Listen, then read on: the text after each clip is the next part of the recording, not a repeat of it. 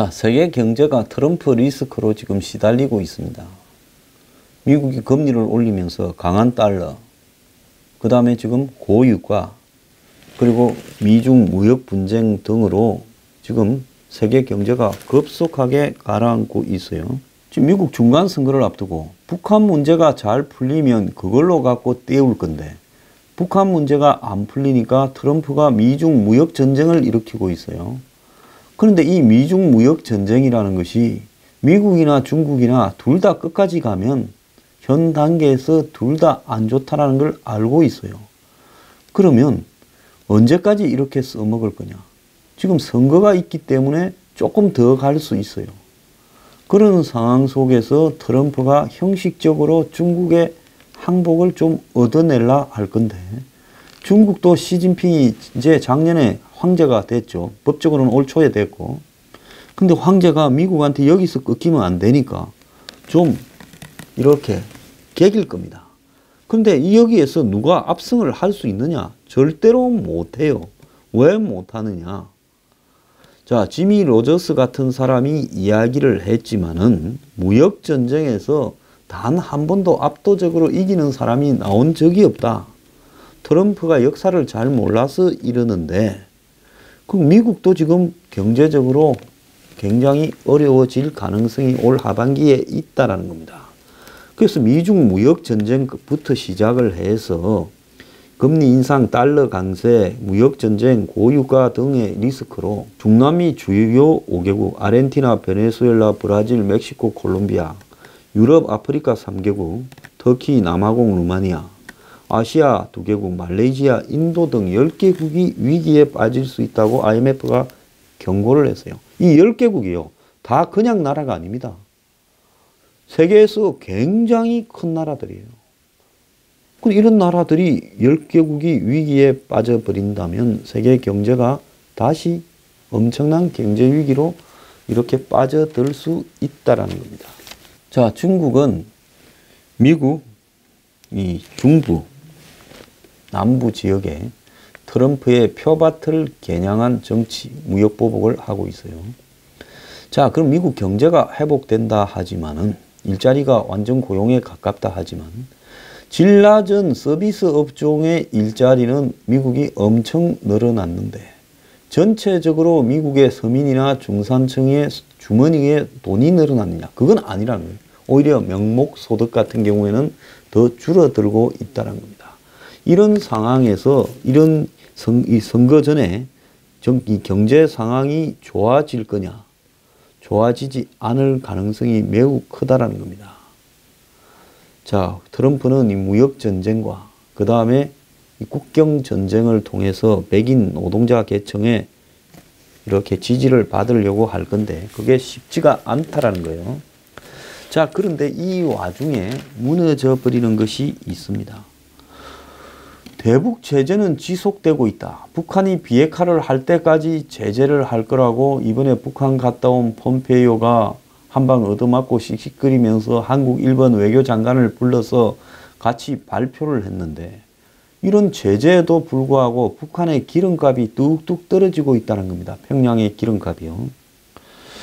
자, 어떻게 벌써 지금 북한이 핵 프로그램을 포기하지도 않고 오히려 강화한다는 이야기도 나와서 미국이 제재를 더 강화하니 어쩌니 하고 있는데, 평양 내에 주유소 기름값이 떨어지느냐? 평양행 송유관을 장악하고 있는 중국이 다시 대북 제재를 갖다가 끈을 늦추고 북한에 기름을 잔뜩 주고 있는 거 아니냐? 그래서 미국이 중국과 무역 전쟁을 하니까 중국은 내놓고 북한을 밀어주면서 미국을 물으라고 하면서 이 미국이 무역 전쟁에서 얻은 포인트를 북한과의 이 비핵화 협상에서 잃게 만들도록 지금 하고 있다는 겁니다. 그러니까 트럼프는 중국 상대해야지 중국의 맹견, 이 북한을 상대해야지 둘이를 싸워야 되는 지금 상황이라는 겁니다. 자, 평양 주재 외국인들이 사는 리터당 휘발유 가격이 1,445원으로 석 달 전 1,655원보다 210원이 싸졌고 14% 저렴해졌다는 거예요. 1년 만에 세 번째 내린 거라고 합니다. 지금 북한의 기름이 한국보다 훨씬 싸요. 참 기가 찬 이야기입니다. 그래서 38 노스도 평양 내 휘발유 가격 하락에 대해 북중 국경에서 밀수가 증가하고 불법 무역에 대해서 중국이 제재 감시를 완화해서 그렇다는 겁니다. 아무리 그래도 북한도 인구 2,800만 명의 나라인데 거기에 기름이 들어가서 밀수로 들어가서 그래서 거기에 기름값이 한국보다 더 싸다. 최근에 저렇게 심하게 내려간다라고 하면 이것이 정상적인 거냐는 거죠. 자, 그래서 평양 기름값이 올 초에 올랐다가 지금 많이 하락을 했고 신의주를 중심으로 북중 국경 일대 해상에서 기름 밀수가 번번이 행해지고 있다. 자, 그러면서 트럼프는 최근에 시진핑을 비난하면서 이 중국이 미북 합의가 되지 않도록 뒤에서 장난치고 있다 했는데 그 장난의 핵심이 북한의 기름이나 물자를 양껏 대주고 있는 거 아니냐는 거죠. 자, 이런 상황에서 폼페이오가 최악의 방문을 했다라는 비판까지 나오고 북중은 경제적 군사적 유대를 오히려 강화하면서 북중 우호 협력 상호 원조 조약 서명 기념 행사를 7월 10일 베이징에서 했고 평양에서는 연회를 베풀었다고 합니다. 이렇게 비핵화는 산으로 가고 있는데 한국군은 이 삼축 체제라고 해서 킬체인부터 시작을 해서 이 북한에 대한 3단계의 응징 보복 작전, 북한이 도발을 하려고 할 때 그 계획도 사실상 지금 포기를 하고 있고 세 번째 작전에 그 참수작전이라고 있죠. 북한의 핵심 지도부의 목을 자른다 하는 참수작전용 침투 헬기 사업을 이게 사업비가 1조짜리인데 내년에 2억만 요구했다. 즉 연구해서 페이퍼로 자금만 하겠다는 거지 삼축 체계를 갖추기 위한 한마디로 전략도 포기했다라고 지금 알려지고 있습니다. 북한이 올 1월 달에는 리터당 26,000원까지 갔다는 거예요. 휘발유가. 그런데 7월 초에 아까 말한 대로 1,445원이 됐는데 4월 중순부터 휘발유 가격이 떨어지기 시작하더니 4월 중순이 언제입니까? 이 남북 정상회담을 하기 직전부터 떨어지기 시작하더니 5월 8일부터는 휘발유와 디젤 값이 한 달 전보다 35% 떨어졌고 점점 더 떨어져 간다는 겁니다. 그래서 지금 중국과 북한의 국경에는 바다와 육지에서 활발하게 밀무역이 행해지고 있고 이 제재를 감시하는 부분이 거의 없어졌어요. 미국도 작년 하반기부터 아예 감시를 안 하고 있습니다. 그러니까 미국이 북한에 대해 제재를 해봤자 중국이 미중 무역전쟁이 심화되면 심화될수록 더 뒤로는 북한에게 기름이나 식량이나 이런 걸 다 대주고 있어요.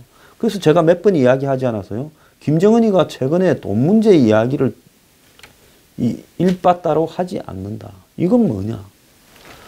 과거에는 만남은 돈이었는데 이젠 김정은이 돈 이야기를 별로 하지 않는다는 것은 지금 미북 회담이나 남북 회담 국면에서 시진핑이 김정은이를 세 차례 불러서 이야기를 하면서 어이 동생 내가 당신 기름이나 먹을 거는 대주고 용돈도 밑에 통치할 똘마니들 이렇게 줄 용돈도 대줄 거니까 당분간 한국은 전략에서 우리와 똑같이 하도록 하고 돈 문제를 한국 만날 때마다 너무 하지 말고 특히 미국 놈들 만날 때는 절대로 제재를 빨리 풀어달라 해서 숨이 넘어가는 것처럼 절대 하지 마. 내가 알아서 책임을 질게. 그래야 네가 오래 버틸 수 있고 미국을 완전히 떡을 만들 수 있지. 돈에 흡급한 듯이 보이면 안 돼. 이렇게 하면서 덤뻑 줬을 거라 봅니다. 그러니까 김정은이가 알겠습니다. 이렇게 됐겠죠. 그래서 북한이 배가 부른 거예요. 제가 북한이 요즘 배가 부른 것 같다고 하지 않았습니까? 근데 이 정권 비위를 맞추는 대북 전문가들은 북한이 기름이 남는다? 이거 말이 안 된다. 오히려 수요가 줄었을 거다. 이런 헛소리를 하고 있고, 또 한편으로는 뭐 북한 내부에서 이 정유를 하는 부분들이 가동이 되고 있는 거 아니냐, 이런 이야기까지 하고 있습니다. 근데 최근에 북중 간에 군사적으로도 매우 밀착을 하고 있고요. 실제로 더 나아가서 이 단동하고 신의주의 송유관이 그 50만 톤 미만으로 준다라고 돼 있는데, 실제로 그것보다 훨씬 많은 양을 주고 있고, 누가 감시를 해요? 가서 재보기 전에 그걸 누가 알 수 있느냐? 더 나아가서 러시아하고 북한의 송유관도 있었는데, 이 부분도 북한의 러시아의 송유관이 나진 선봉에 그 이 정유 공장이 있어요. 그걸로 송유관을 보내서 거기서 정유를 해서 쓰는 걸로 돼 있는데, 이것도 고쳐가지고 지금 쓰고 있는 거 아니냐. 그러니까 북한이 중국에도 덤뿍 얻고 러시아 쪽으로부터 얻고 하면서 기름 걱정이 없어졌다라고 이렇게 보이고요. 더 나아가서 북중 우호조약 기념식을 양국이 떠들썩하게 지금 고위급들이 몰려서 하고 있는 걸로 볼 때, 지금 이제는 미국이나 한국, 일본 등의 눈을 의식할 필요가 없다. 이제 니하고 내하고 직접 만나는데, 앞으로 중국하고 조선하고의 행사는 내놓고 그냥 잔치처럼 해라. 이렇게 지금 하고 있는 거야. 이래서 시진핑하고 김정은이는 이제는 막 내놓고 모든 걸 하는 거예요. 과거에는 중국하고 북한하고 행사를 하거나 중국하고 북한하고 만나거나 이런 부분을 이 동생 대신 보내라. 내가 자네가 오면 내가 곤란해진다. 트럼프 저놈이 좋아서. 근데 이제 내놓고 하자. 이제 깨지면 트럼프가 잘못해서 깨졌다고, 문재인이 잘못해서 깨졌다고 몰아버리면 되고, 그리고 또 원점부터 다시 가는 거지 뭐. 미국이 절대 너 못 치도록 내가 해줄 거니까 너는 배짱 있게, 그리고 배가 좀 든든해져서 협상 제대로 하라고. 지금 그렇게 하는 거예요. 그래서 북한은 지금 아주 배짱이 세졌습니다. 자, 북한이 지연수를 패고 있고, 중국이 북한한테 개입을 해서 일일이 원포인트 레슨을 하고 있고, 또 돌아갈 때는 돈까지 주고 이러면서 중국이 북한에 대한 제재를 완전히 무력화시켜버리고 있어요. 그러면 북한 입장에서 제재에 몰려서 협상에 나가거나, 또 미국이 폭격을 할까봐 협상에 나갔는데, 안 그러면 하기 싫지요.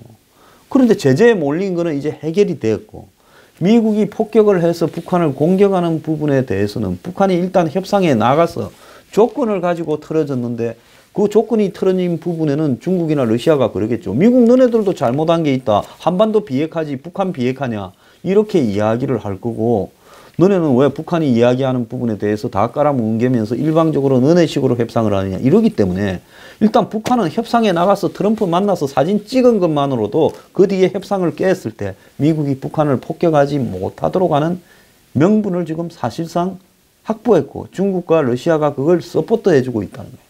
그래서 최근에 무슨 트럼프가 빅픽처가 있어서 이렇게 끌고 가다가 북한이 끝내 계기면 북한을 폭격한다. 웃기는 소리 좀 하지 마라 그랬어요. 그런 개 같은 소리 들으면 안 됩니다. 왜? 이제는요, 협상이 깨져도 트럼프가 잘못한 부분이 내가 봐도 많아요. 애초에 문안을 그렇게 작성하면 안 되는 거죠. 깨지면요, 이제 북한은 세계를 향해서, 아니 우리도 양보를 못했지만 저놈도 하나도 안 했다. 서로 똑같아서 깨졌는데 왜 우리 책임이냐고 이야기를 할 거고, 한반도 비핵화라고 돼 있지 북한 비핵화라고 돼 있냐고 이야기를 하면서, 우리는 유해도 돌려주려고 노력하고 핵실험장도 폐기하고 동창리도 지금 미사일 엔진 시험장도 폐기하려 했는데 미국이 우리 노력을 하나도 인정해 주지 않고 우리를 협박만 했다. 이제 그렇게 가면서 두 놈 다 똑같은 놈이다라고 되게끔 돼버린 거예요. 두 놈 다 똑같은데 저걸 갖다가 공격을 할 수 있겠어요? 못하지요. 그래서 트럼프가 이게 다 자초했다라는 겁니다. 자, 북한이 비핵화에 이렇게 답을 하지 않고 시간을 끌면서 중국하고 이렇게 밀착되면서 북한에 대한 제재가 무력화됐는데, 지금 미국에서 중국 보고 북한에 대한 제재를 다시 강화하라고 쪼는 이야기 한마디도 안 나오고 있잖아요. 자, 지금 시진핑이나 김정은 입장에서는 완벽하게 성공을 했죠. 자, 이런 상황에서 미국은 점점 더 조급해질 거고 결국은 중국하고 북한의 특유의 만만디 전술로 슬슬 그냥 시간만 침대 전술 있죠. 축구에서 한 골 넣고 나면 그때부터 들어누워서 시간 끌고 있지 않습니까? 그래서 스쳐도 자빠져 버리고 일어나는데 5분 걸리고 지금 그렇게 가고 있는 거예요. 북한이나 중국은 트럼프한테 한 골을 넣었다라고 생각을 하고 있는 거예요. 문안을 만들고 사진을 찍은 게 한 골 넣은 거죠. 그렇기 때문에 이제 이 사람들은 시간만 보면서 투감은 쓰러지는 거예요. 자, 이제 어떻게 할 거냐. 먹을 게 많고 돈이 들어오는데 저게 지금 망할 걱정이 있어요? 망할 걱정 없어졌어요. 김정은은 트럼프하고 사진, 폼페이오가 투감은 평양에 쫓아오는 거를 북한 국민들한테 보이면서 북한의 인민들은 이렇게 생각할 겁니까? 정은이가 난 놈은 난 놈이다. 정은이 지도자가. 한 봐라. 저거 할배도 애비도 못한 거를 34살짜리가 해내서 미국이 지금 트럼프가 급하게 만나자 하고 전 세계에서 김정은을 스마트하다고 띄우고 또 트럼프가 툭 하면 북한에 들어오고 폼페이오가. 자, 이 봐봐라. 과거하고 완전히 달라졌지 않느냐. 좀 있어 봐라. 한국에서 일본에서 중국에서 미국에서 온 사방에 돈 들어올 거다. 이제 다 돼가니까 좀 기다려. 자, 이거 지금 꽉 먹고 알 먹고고 북한의 군부 지도부는 입이 툭 튀어나온 채 김정은한테 끌려다니다가 죽을까봐. 지금 한번 보세요. 야, 우리 지도자 동지는 역시 피가 다르기는 달라. 백두 혈통이니 지금 뭐 미국하고 한국하고 중국을 가지고 노네. 이제 이리 돼버린 겁니다. 내부의 통제력이 매우 높아졌고 내부 지지가 높아진 거예요. 이 내부에서 쿠데타가 나서 당분간 쫓겨날 가능성도 없어졌어요. 한국이 지금 도로 놔주겠다고 철도 놔주겠다고 가스 연결해 주겠다고 몸이 안달이 나서 쫓아다니고 북한에 나무 심어주겠다. 북한 농업을 살려주겠다고 하지. 북한으로서 언제 이렇게 해피한 순간이 있었어요. 아버지하고 할아버지도 못한 핵개발과 ICBM 개발을 밀어붙여서 완성시킨 다음에 그걸 들고 지금 흔들어서 주변을 다 똘마니로 만들었다. 이렇게 생각하지 않겠냐고요. 그래서 이 이제 상황이 완전히 달라서 트럼프는 미국에서 중간선거에 쫓기고 탄핵에 쫓기고 제일 배짱이 좋아진 사람이 김정은이가 돼버렸다는 거예요. 자, 이런 상황에서 이 비핵화가 되겠냐는 절대 안 되죠. 자, 이 상황에서 송영길이가 얼마 전에 북한에 간다. 허가가 났다 했는데 대통령 직속 북방경제협력위원회 위원장이 송영길이에요. 우리가 잠깐 잊고 있었죠. 그래서 13일 내일 1박 2일로 북한을 가서 그 두만강 국경 러시아하고 국경에 있는 아진선봉 나선 지역을 방문하는데 이번에 총 송영길 외 10명 해서 11명이 간다는 거예요. 이 나선 지역이라는 것은 북한이 91년 최초의 경제특구로 지정을 해서 그 하산이라는 이 중국, 러시아 쪽과 이렇게 다 붙어 있죠. 그래서 두만강 하류는 중국, 러시아 등과 이렇게 연결이 된 지역이죠. 국경이. 삼국 국경이 연결된 지역. 그래서 이 국경을 맞대고 있는 물류의 요충지인데 북한이 거기 카지노까지 만들었어. 중국 놈들 겨냥해서. 그래서 러시아가 여기에 주최하는 남북러 국제 세미나에 참가하고 나진항을 둘러보고 하는데 러시아 철도공사가 마련한 이 세미나에 북한 철도청 그리고 나선시 인민위원회 관계자 등이 다 참여하는데 여기에 이명박 정권 때도 할라 했고 박근혜 정권 때도 할라 하다가 중단이 된 나진 핫산 프로젝트를 재추진하는 사업이 논의되고 한국이 깊숙이 개입을 할 거다라는 거죠. 자, 이 북방위원회는 신의주, 단둥, 그는 신의주는 또 이렇게 서쪽에 이 압록강 위에 연결. 그리고 이 두만강 쪽에는 중국 쪽의 훈춘과 러시아 쪽의 핫산을 연결하는 프로젝트를 주요 사업 대상으로 세우고 검토해 왔는데 최근에 이 경의선, 동해선, 그러니까 단둥하고 신의주는 이 경의선, 동해선은 낮은 핫산 훈춘 연결하는 이런 부분을 하기 위해서 깊숙이 작업을 해왔다라는 거예요. 그래서 이번에 갔다 오고 나면 남북 경협을 위한 남북경제협력청이라는 차관급 기구를 만들어 가지고 이걸 통해서 한반도 신경제 지원을 해주겠다. 자, 송영길이 직접 간다라는 것은 낮은 핫산 프로젝트에 한국이 돈을 대어서 철로를 확장하고 도로를 닦고 그 다음에 물류센터를 만들고 거기에도 경제특구를 만들겠다고 지난번에 작년 9월 달에 문재인이 블라디보스톡에 가서 푸틴을 만났을 때 그때 이야기한 거 기억나시죠? 그걸 갖다가 지금 추진하겠다는 겁니다. 한국이 돈 되겠다. 돈 많아요. 자, 코끼 어느 재벌이 될지 국민 세금으로 할지 모르겠는데 국민 세금으로 하는가에 대해서는 철저히 감시를 해야 됩니다. 이런데 북한이 겁을 먹어요? 웃기는 소리 하지 말라고 했어요.